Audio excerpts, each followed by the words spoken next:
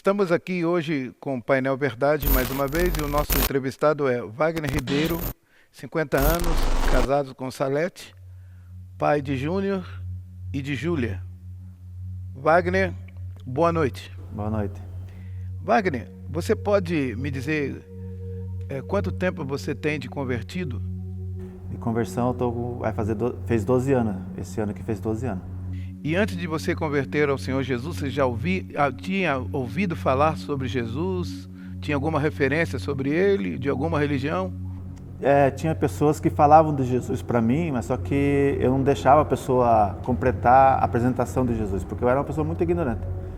Então, para mim, Jesus era um personagem como Davi foi, como Moisés foi na Bíblia. Então, eu não sabia nada de Jesus. Para mim, eu acreditava em Deus, da forma que eu aprendi. Somente Deus, então não tinha mais que aprender que isso. Então eu adorava um Deus, mas sem conhecer Jesus que hoje eu conheço. Então, depois a gente fala da sua conversão, mas você vem de uma família muito numerosa. E como é que foi a sua infância? Como é que foi a sua criação? Você pode nos desenrolar aí para a gente saber a sua história? Sim, eu sou de uma família de 14 minha mãe teve 14 filhos.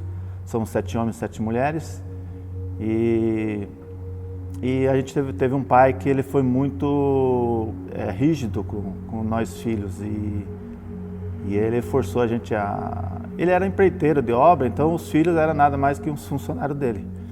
E ele castigava a gente, como eu já fiquei de castigo atrás de uma porta sem refeição.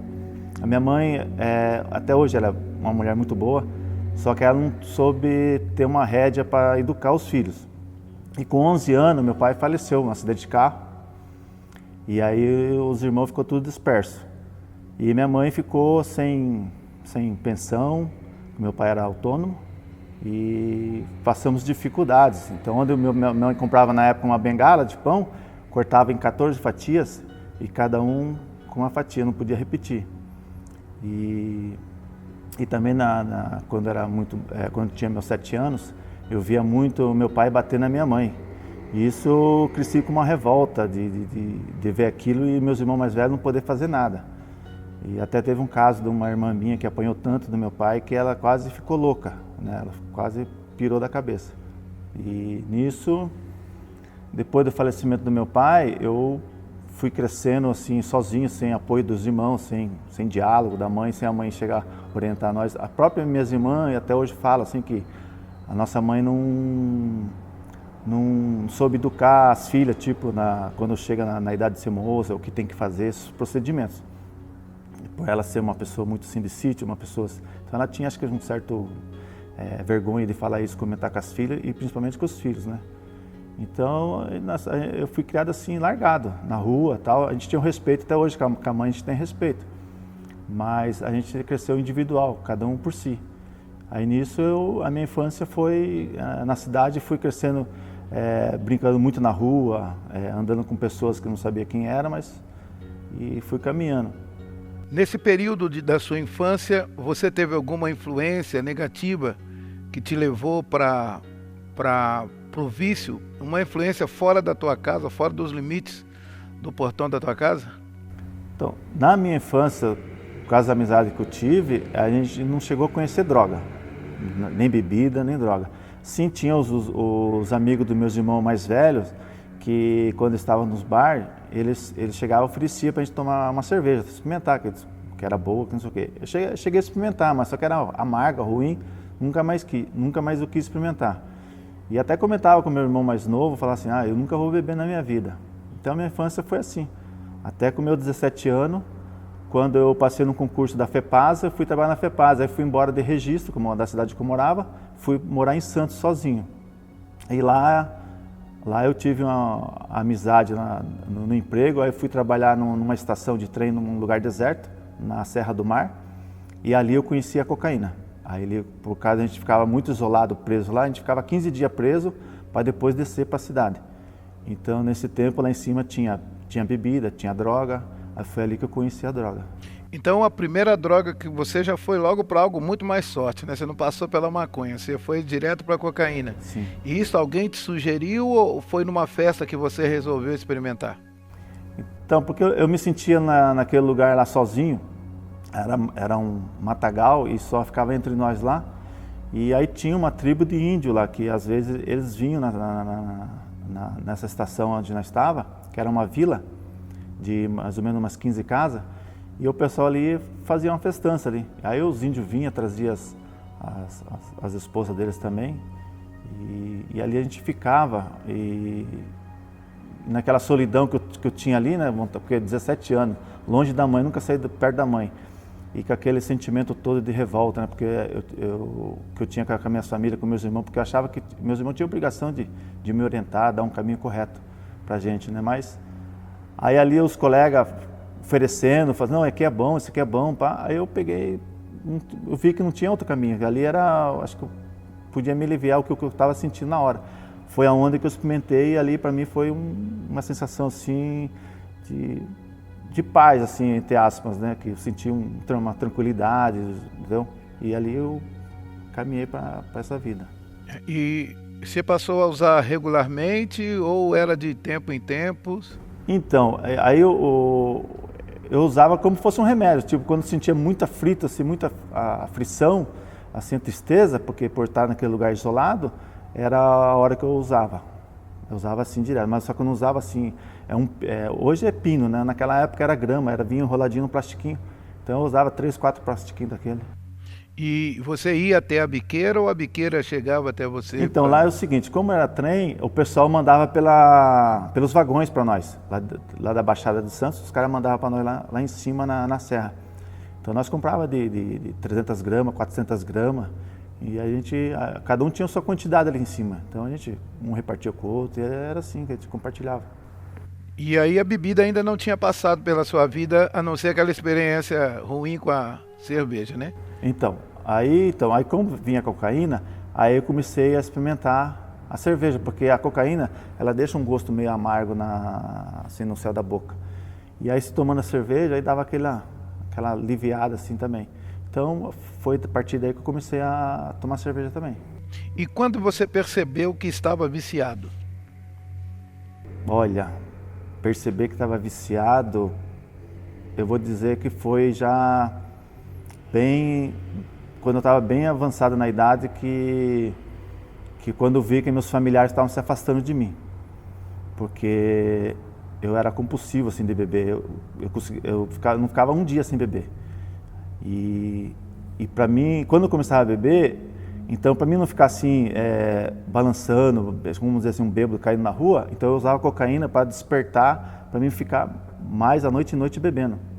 E nisso, aí onde eu estava assim numa festa, ou reunião de família, ou em um bar, qualquer palavra que viesse e eu entendesse mal, eu já ia para ignorância, já ia para briga, já fazia aqueles barracos.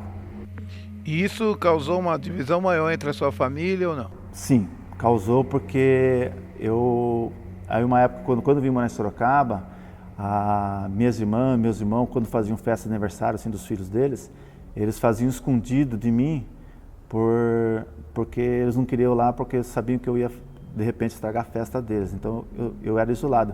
E nisso meu filho não era convidado, por causa de mim, porque se meu filho fosse convidado eu tinha que ir, né?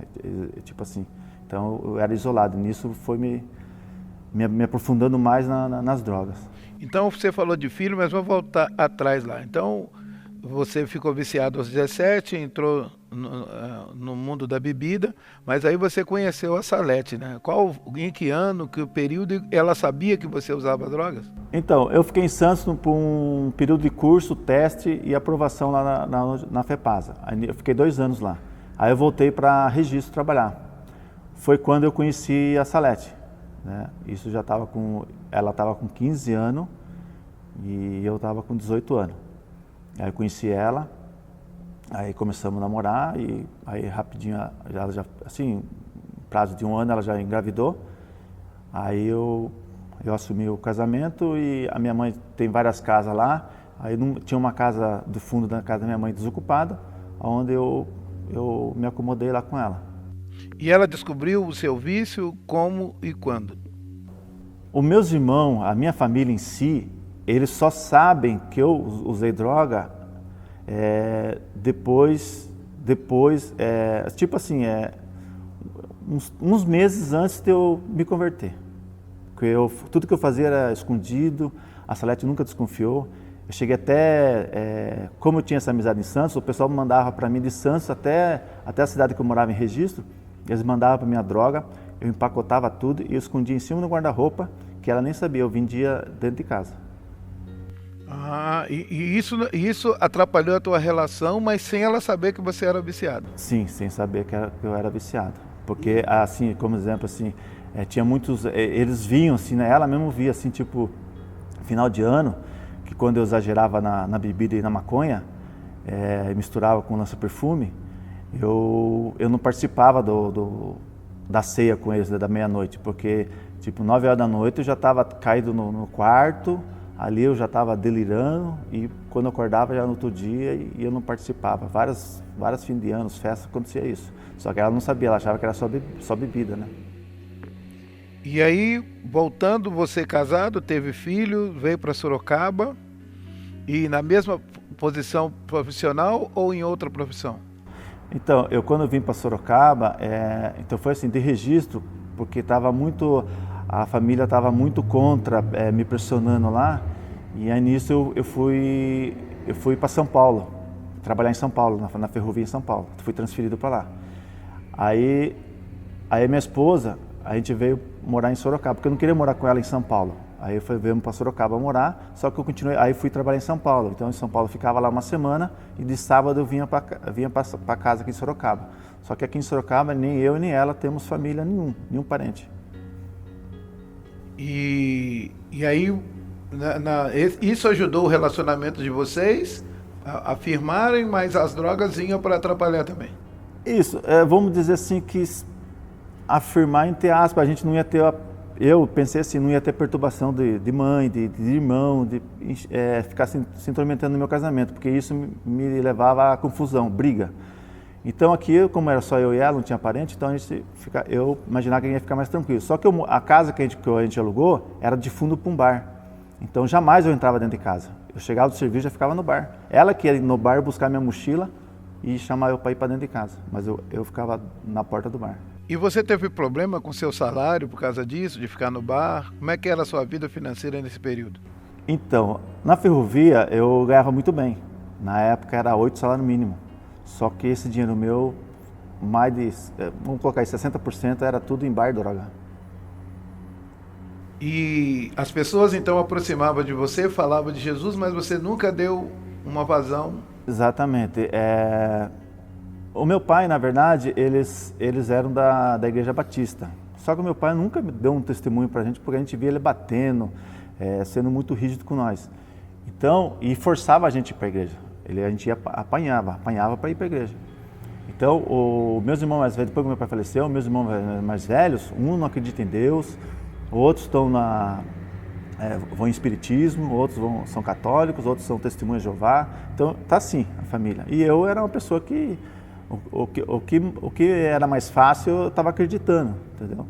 Então, até minhas irmãs estavam me caminhando para o mundo de seguir o espírita, né? Mas eu não tinha tempo nem de ir para a igreja, porque meu mundo era bar, ficar preso no bar.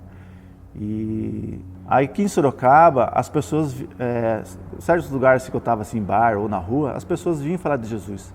Quando as pessoas vinham falar de Jesus para mim, eu começava a questionar. Então me responda quem fez Deus, de onde Deus surgiu.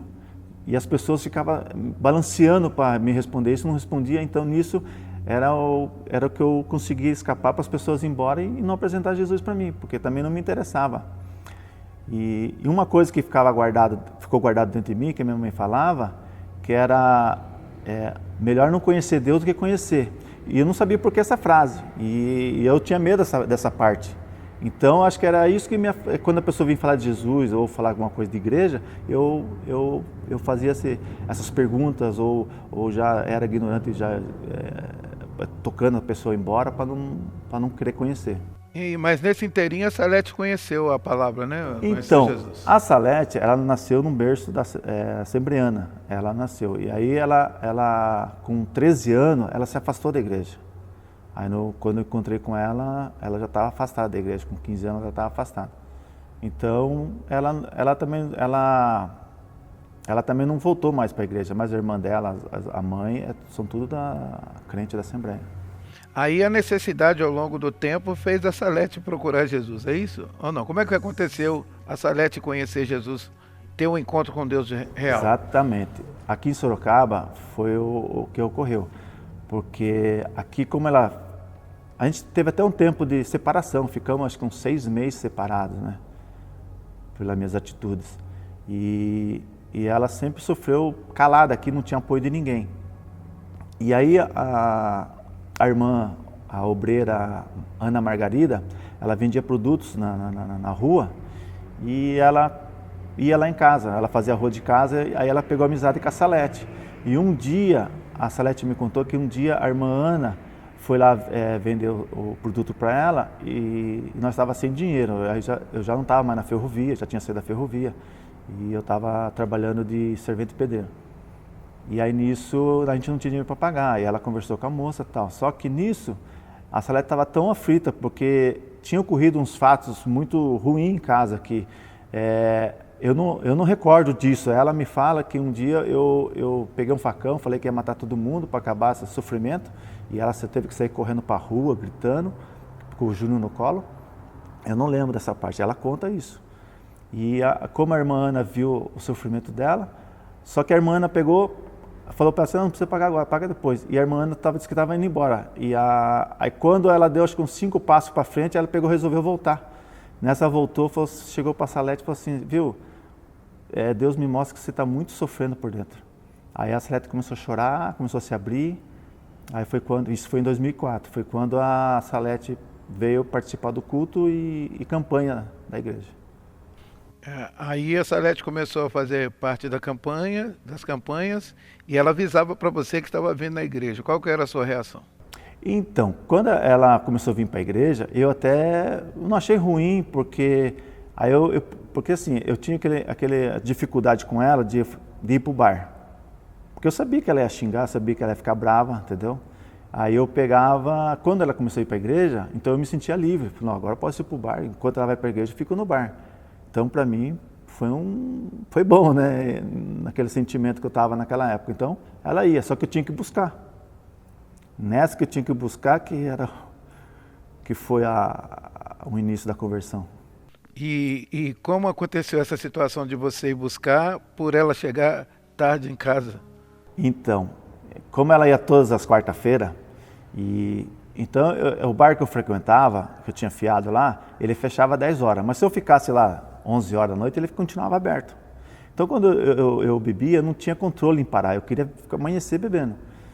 Aí, quando chegava a hora de buscar ela, eu falava assim, ó, eu chegava pro cara do bar, assim, ó, era 9h30 mais ou menos, eu falava assim, ó, tô indo lá na igreja buscar minha esposa, mas já volto. Beleza. Aí eu via na igreja, eu parava o carro lá, o culto estava rolando ainda. E eu ficava ali na frente uns 40, às vezes até 1 hora na frente. Mas dentro do carro eu ficava furioso, e subia uma ira dentro de mim, uma revolta. E quando eu via ela saindo, assim, ela conversando. Até então, quando ela conversava com alguém, eu não entendia que era uma conversa, eu achava que ela estava de caso com alguém. E nisso, dentro do carro, era briga, discussão, porque eu falava assim, eu nunca vi uma igreja acabar de ser horário, ela inocentemente, ela falava para mim assim, não, mas isso é um processo de libertação, Deus agindo na vida das pessoas e demora, são muitas pessoas que caem. Eu falava assim, não acredito nisso, isso é conversa para pastor ganhar dinheiro, para chamar a atenção de pessoas, é tudo combinado. Eu falava isso para ela. E o pastor JB, a pastora Ana Maria, o negócio deles, o culto podia ir embora, que eles não estavam nem aí, né? Exatamente. E nisso, sabe, aquilo foi indo, e quando eu voltava embora, quer dizer, o bar já estava fechado, e eu ficava revoltado dentro de casa. Eu ofendia ela com palavras, né, palavras feias, eu ofendia muito ela. Né, e ela só falava que ela não rateava muito, ela só falava, não, é o poder de Deus, é o Espírito Santo. Eu falei assim, não, mas não existe Espírito Santo, vocês estão inventando, isso aí não existe. E nisso, com essa demora toda, eu falei para ela assim, viu, sabe como que é? O pastor, ele dá sinal igual o jogo de truco, é simples. Se ele passar a mão na orelha aqui, cai um ali, ó, já combinado. Se ele faz isso aqui, ó, já cai outro lá, vocês não vão perceber nunca isso aí. Vocês estão ali ouvindo ele falar, mas vocês não vão perceber o sinal. Era isso que eu falava, e ela falava que não era. Aí nisso surgiu dentro de mim, eu falei assim, eu vou provar para você. Porque de tanto que eu ficava provocando ela, falando que era tudo mentira, eu falei, então eu vou provar para você, o que eu estou falando é verdade. Foi quando eu comecei a ir nas quarta-feiras na igreja. Então, como muitas pessoas, você achava que a manifestação de espíritos malignos, de demônios, era combinado, né? Tudo combinado. Você acreditava que alguém recebia dinheiro para cair no chão? Sim, acredito. Acreditava na época. Você acreditava, né? Acreditava. Hoje, você pensando, hoje, vamos adiantar o negócio. Hoje você aceitaria R$1.000 para cair endemoniado na igreja? Não, jamais, jamais. E como aconteceu isso de você entender? Aí você saiu do carro e começou a observar de longe a libertação. Vai contando os passo a passo pra gente. Então, foi assim. Aí quando eu falei para ela assim, não, quarta-feira eu vou na igreja, eu vou desmascarar para você. Aí eu cheguei na igreja, eu já sentei na primeira cadeira onde estava a porta da igreja, já na saída, né? Então eu já sentei ali. Sentei ali para participar do culto, mas o meu foco, na verdade, era o pastor. E aí ficava, para mim naquele momento, naquele dia lá, era aquele negócio, levanta, senta, bate palma, cumprimenta o irmão não sei de onde. Nossa, aquilo me irritava muito. E na época as obreiras faziam tinha uma listinha de pegar nome, porque se queria visita ou não. Aí eu coloquei meu nome lá e quando quer uma visita, eu coloquei um não bem grande, né, para não ir. E ali eu ficava. Só que quando o pastor subia no altar e começava a falar da palavra de Deus, é onde eu fitava meus olhos nele e para ver o gesto, para pegar o gesto, para descobrir, para chegar para ela e já dar um cutucão nela, falar, tá vendo lá?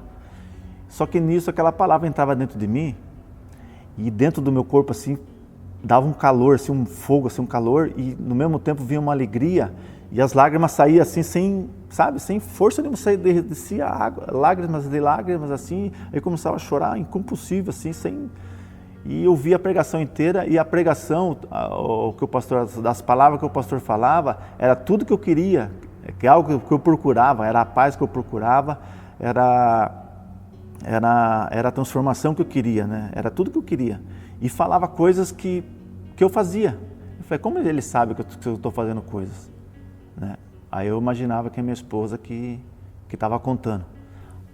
Então você se imaginava que estava só vocês dois ali, né, dentro da igreja, porque de muita gente, mais de 300, e você... Exatamente, que era só pra você. Exatamente. Naquela época ali, a igreja, nossa, era muito cheia. E era, como eu sentei na última carreira das cadeiras, então a altura assim para ver, enxergar o pastor tinha dificuldades, mas eu conseguia ficar fitado, com os olhos bem fitados a eles e ouvidos atentos. Mas a palavra era assim, a palavra entrava dentro de mim, eu sentia esse calor e ao mesmo tempo só via eu e ele, assim, como fosse um duelo. Eu não conseguia enxergar ninguém do lado mais. Não enxergava nem minha esposa, na verdade, porque até então a minha esposa falava que ela passava vergonha de ver eu chorar, diz que eu até chegava a soluçar de chorar, né? Mas aquilo ali era a palavra entrando dentro de mim e mexendo comigo. E aí você foi caminhando nas cadeiras? Então, aí foram várias quarta-feiras, na verdade, só foram várias. E conforme quarta-feira eu ia, porque eu ia embora contente. Mas ao mesmo tempo eu falei assim, não, mas não consegui pegar o sinal. Vou de novo quarta-feira. Aí todas as quarta-feiras que eu ia para uma cadeira à frente, para chegar mais perto, para ver se conseguia pegar mais esse sinal que eu acreditava que existia, né? Que era tudo mentira. E foi quando numa quarta-feira, eu já não sabia quantas quarta-feiras eu tinha ido, mas eu acredito que devia ter sido mais de 7 quarta-feiras. E eu sentei na segunda fileira, assim, de frente com o púlpito. E ali eu vi toda a pregação, aquilo Deus falou comigo, não sabendo que era Deus realmente, né? Mas falou comigo da mesma forma, aquele fogo dentro de mim, o coração bombeava e lágrimas descia e falava coisas que... Aí nesse dia Deus falou, só da boca do pastor saiu uma palavra, uma história que eu não tinha contado para minha esposa, ela não sabia. É um fato que aconteceu comigo e ela não sabia. E para mim entrou assim, dentro dos meus ouvidos entrou como assim, ó, você fez isso, então aquilo me comoveu, aquilo já foi, opa, como ele sabe? E aí depois que estavam todos manifestados, os demônios, os obreiros já tinham expulsado todos, ficou uma moça, assim, estrutura bem magra, e estava de joelho ainda no canto assim, do altar, lá do lado direito do pastor, e ele em cima do altar, ele falou assim, o Espírito Santo manda fazer algo que tem uma pessoa aqui duvidando. Nisso eu falei, mas como ele sabe? Eu pensei comigo, falei, como ele sabe que eu estou aqui duvidando? Aí ele pegou, desceu as escadas e chegou de frente com essa moça e pediu para o demônio deixar o corpo dela em pé e transferir os demônios todos para os braços dela. Ela ficou com o braço esticado assim, né, e com os demônios tudo para um braço só. E nisso ele chegou e pediu para a pessoa, falou assim, não, se essa pessoa que está aqui está duvidando, vem aqui à frente e dá um beliscão nela, porque ela não vai sentir nada, qualquer beliscão qualquer pessoa sente. Só que nisso eu imaginei, fingir que está dando um beliscão é fácil, entendeu? É se pegar, torcer os dois dedos assim no braço da pessoa, sem apertar e fazer uma cara feia, é fácil de fazer isso. Então até ali eu não acreditava ainda, eu achava que era tudo ainda pago.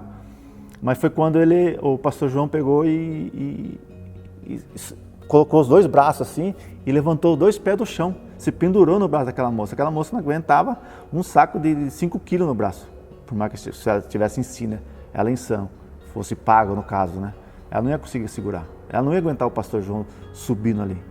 Então ali eu vi que tinha um Deus maior, existia um poder e aí eu fui tocado novamente e aí ali eu fiz um pedido para Jesus, para conhecer Ele melhor. Então aí você se converteu e em quanto tempo você largou as drogas? Então, ali, na verdade, nesse dia, era novembro de 2005, essa época, era novembro de 2005, que novembro de 2005 é meu aniversário, e foi quando eu tentei o suicídio, porque nessa época, antes de vir para a igreja, eu tinha vontade de se matar, porque assim, eu vou me matar, acaba todo o problema, não vou dar dor de cabeça para ninguém, e eles vão continuar a vida deles, né? E eu vou para um lugar que eu imaginava que era bom. E então, nisso, quando eu comecei a ir para a igreja, aí eu senti a vontade de conhecer Deus. Como eu tinha dito atrás aí, que eu fiz uma pergunta para Jesus, falei assim, não, Jesus, agora eu quero te conhecer. Então eu fui em busca de conhecer Jesus. Só que ainda bebia. E nisso que eu ia no culto, ouvia palavras, e aí depois, quando eu estava de boa, que eu não ia para a igreja, eu já ia para o bar beber, normal, entendeu? Então isso estava me incomodando. Aí eu peguei e fiz uma oração sincera com Jesus. Falei assim, Jesus, se for para mim ficar indo na igreja e bebendo, então eu prefiro ficar no bar. Né? Então foi essa oração que eu fiz para Jesus. Só que eu continuei vindo para a igreja. Aí um certo dia, eu fui no bar de manhã, fui buscar um cigarro, e no bar não tinha cigarro. Aí tinha um amigo meu lá, estava jogando bilhar, vamos jogar um bilhar? Eu falei, vamos. Aí comecei a jogar bilhar com ele. E nisso ele oferecia a bebida para mim, vamos tomar cerveja? Eu falei assim, não, agora não. Depois, mais tarde, eu bebo. E o cara do bar também sabia que eu ia para a igreja, tudo, ele falava assim, não, viu, eu sei que você está indo para a igreja, mas não é proibido beber, pode beber se quiser. Eu falei, não, não é a igreja que vai fazer eu parar de beber. Se eu quiser beber, eu bebo, entendeu? Ninguém me força nada, o pastor não forçou eu parar de beber nenhuma. Até no momento ele não falou nem comigo ainda. Aí nisso, e o cara toda hora que ia tomar um gole da cerveja, oferecia para mim, e eu não queria. Aí nisso, na minha memória, começou a vir as pregações, que eu ouvia, as pregações, e aquela alegria começou a voltar dentro de mim, assim, aquele fogo assim. Aí eu percebi que ali não era meu lugar. Aí eu disfarcei, assim, acabou a ficha lá, né? Aí o cara, vamos jogar mais? Eu falei, não, deixa eu ir embora, eu vou almoçar, daqui a pouco eu volto aí. Só que nessa eu fui embora e eu tomei uma decisão de me isolar das pessoas por um certo tempo. Na verdade eu fiquei acho que uns 6 meses isolado das pessoas, até dos meus parentes, dos meus irmãos, porque meus irmãos bebem, fumam. Então eu fiquei com medo deles começaram a tirar sarro, zombar de mim. Aí eu tomei a decisão de me isolar de todo mundo, para me fortalecer na palavra de Deus, para conhecer Ele cada vez mais e me fortalecer nisso.